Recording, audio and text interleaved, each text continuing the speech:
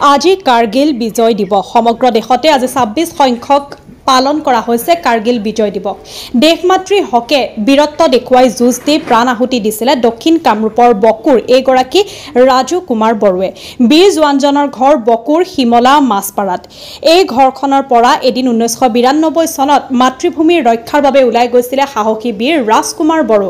আজি ভাৰতীয় জনতা পাৰ্টিৰ সমৰীয়া সত্ৰ মণ্ডলৰ পৌৰহিত্যত সাহসী বীৰ শহীদ ৰাজু কুমাৰ বড়ো খুৱৰিছে ৰাজ্যিক বিজেপিৰ উপসভানেত্ৰী তথা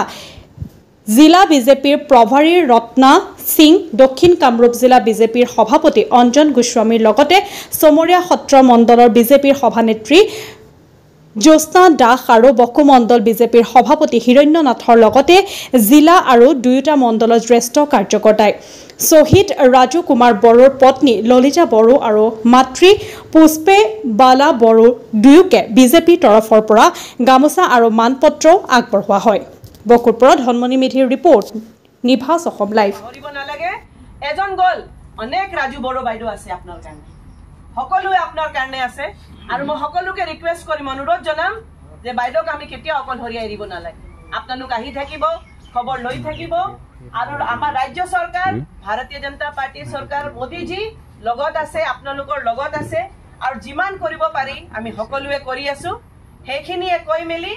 আপোনালোকে এটা চিন্তা কৰিব লাগে আমাৰ মণ্ডলৰ বিষয়ববীয়াসকলক অনুৰোধ জনাও ৰাজু ডাঙৰীয়া ৰাজু বড়ো শহীদ ৰাজু বড়ো ডাঙৰীয়াৰ পৰিয়ালৰ যি অসুবিধাই নহওক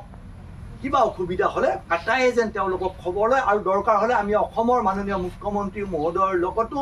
এই পৰিয়ালটোক সম্পৰ্ক কৰাই দি তেওঁলোকৰ পৰিয়ালটোৰ যাতে কোনো অসুবিধা নহয় কাৰণ দেশ মাতৃৰ কাৰণে আজি পাকিস্তানক পৰাজিত কৰিবলৈ গৈ তেখেতে শহীদ হৈছিল পাকিস্তানৰ লগত যুদ্ধ কৰিবলৈ গৈ শহীদ হৈছিল তেওঁ আমাৰ যিমান দূৰ আমি জানো তেওঁ বিএছএফত আছিল নেকি হয়নে বৰ্ডাৰ সিকিউৰিটি ফোৰ্চত তেখেতে বৰ্ডাৰ সিকিউৰিটি ফোৰ্চত তেখেতে তেওঁ কৰ্তব্য পালন কৰিছিল তেওঁ গোটেই কাশ্মীৰত জম্মু কাশ্মীৰত তেখেতৰ পোষ্টিং হৈ আছিল আৰু তেখেতে গৌৰৱেৰে সাহসেৰে পাকিস্তানৰ লগত যুদ্ধ কৰি পাকিস্তানৰ বহুতবিলাক মানে আৰ্মিক পৰাজিত কৰি শেষত মৃত্যুবৰণ কৰিবলগীয়া হৈছিল মৃত্যুৰ কাৰণে তেওঁ পিছুৱাই আহি বা তেওঁ দৌৰি পলোৱা নাছিল তেওঁ যুদ্ধ কৰি সাহসিকতাৰে দেশৰ কাৰণে প্ৰাণ আহুতি দিছে সেইকাৰণে আজি এই সভাৰ জৰিয়তে মই আটাইকে অনুৰোধ জনাওঁ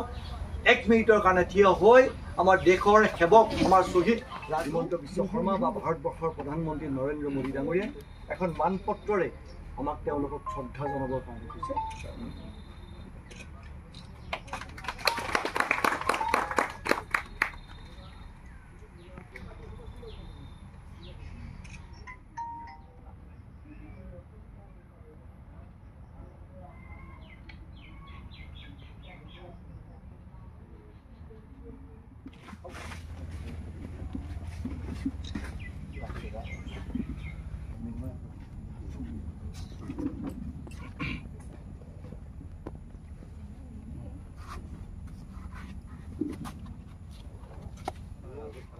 ৰাজু কুমাৰ বড়ো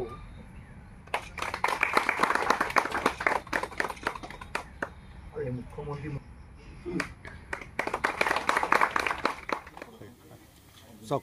আজি আপোনালোকে গম পাইছে যে কাৰ্গিল বিজয় দিৱস এই কাৰ্গিল বিজয় দিৱসত আমাৰ ৰাজ্যিক নেতৃত্ব আৰু ৰাষ্ট্ৰীয় নেতৃত্বৰ এটা নিৰ্দেশনা আছে যে আমাৰ কাৰ্গিল যুদ্ধত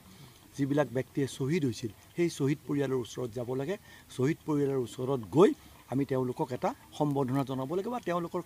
খবৰ লৈ পৰিয়ালৰ আমি ব্যৱস্থা কৰিব লাগে এই আজি এই কাৰ্যসূচীটোত আমাৰ মাজত উপস্থিত আছে দক্ষিণ কামৰূপ জিলাৰ প্ৰভাৰী ভাৰতীয় জনতা পাৰ্টি দলৰ ৰাজ্যিকৰ উপসভানেত্ৰী ৰত্না সিং বাইদেউ আৰু লগতে আমাৰ জিলাৰ বিষয়ববীয়াখিনিও আছে আমি আজি ইয়াতে আহিছোঁ ৰাজু বড়োৰ ঘৰত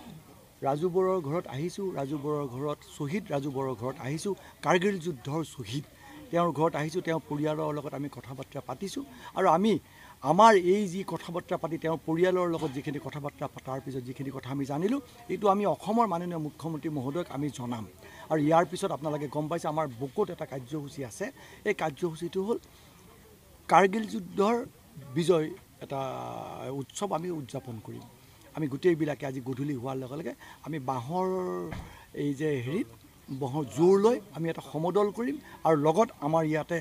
ৰাজু বড়োৰ আমাৰ পত্নী উপস্থিত থাকিব, তেওঁৰ মাও যদি গা ভালে থাকে তেওঁৰ মাও উপস্থিত থাকিব, আটাই লগ হৈ আমি এটা এই কাৰ্যসূচী আমি আজি ইয়াতে উদযাপন কৰিম।